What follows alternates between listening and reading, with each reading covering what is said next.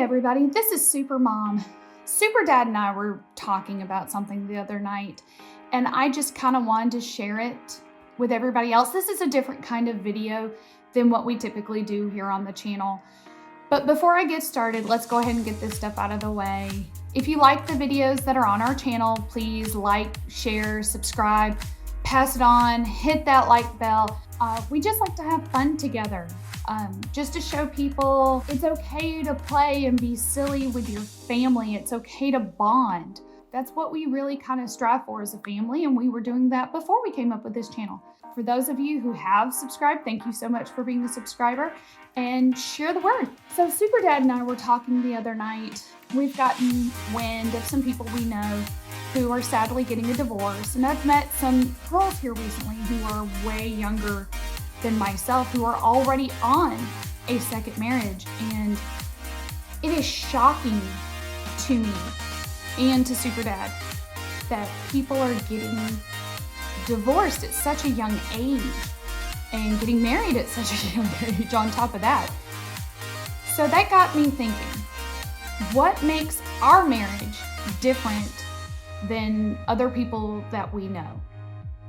And after us talking about it for a few minutes, we figured out, we think it's because of our level of communication. Now, we're not a psychiatrist by any means. This is purely our opinion and what we believe as a couple. And we think it comes down to simple communication.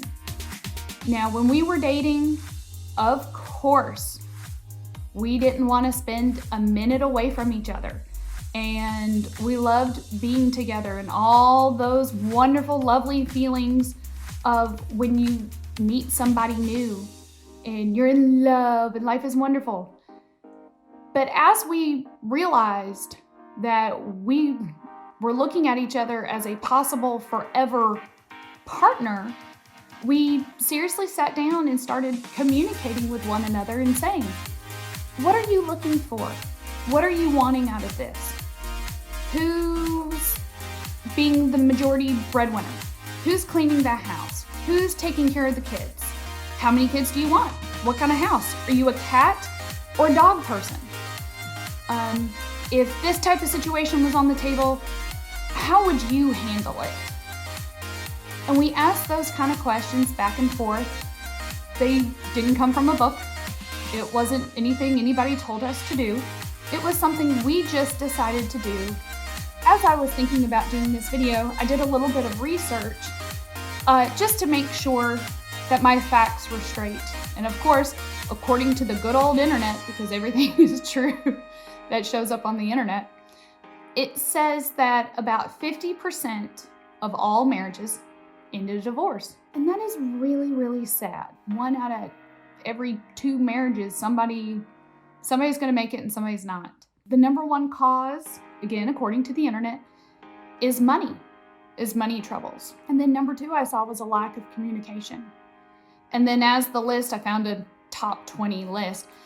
As the list went on, some of the other reasons could all relate back to a lack of communication.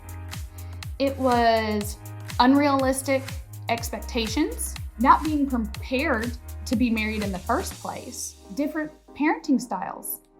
And then all of those issues, along with money, can lead to arguing, which was another cause, was the constant arguing. I guess what it all comes down to is I think everybody needs to go back to the basics of having a conversation, looking somebody in the eye, especially somebody who you think is going to be your forever partner, your helpmate. We knew from the beginning that we wanted this to be as 50-50 as possible. Now, no relationship can ever be 50-50. It's not possible. Somebody is always going to be doing more than somebody else. It's just natural. But you can strive for it. And you can help your partner, be it if it's their turn to vacuum, and sweep and mop, and it's not yours, but you've got the time, then pick up that broom, pick up that mop, help them out. Show the children that chores can be shared equally, that it doesn't have to be the woman's job. It doesn't have to be the man's job.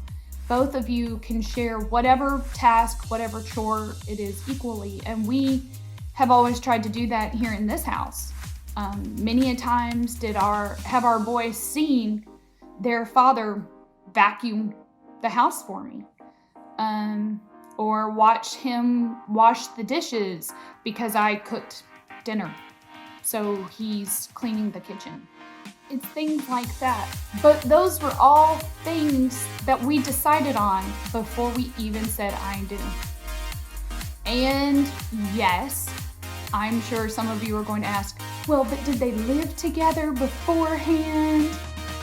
And the answer is yes. For a whopping 2 months, we lived together before we said I do, and that was because of a start date for my job. Because back then I was a teacher, and I had to be at the school near where we were going to be moving to, and where my parents were living at the time. It would have been one crazy commute if I had driven from my parents' house. So everybody decided, smart thing, go ahead and move in. And we dated almost exactly a year and a half from the day that we met to the day that we said I do. We were short 7 days of it being a whopping year and a half. So dating doesn't have to be long. You don't need to spend 2-3 years together, then move in and spend another 2-3 years. If you know that it's right, but you gotta talk beforehand.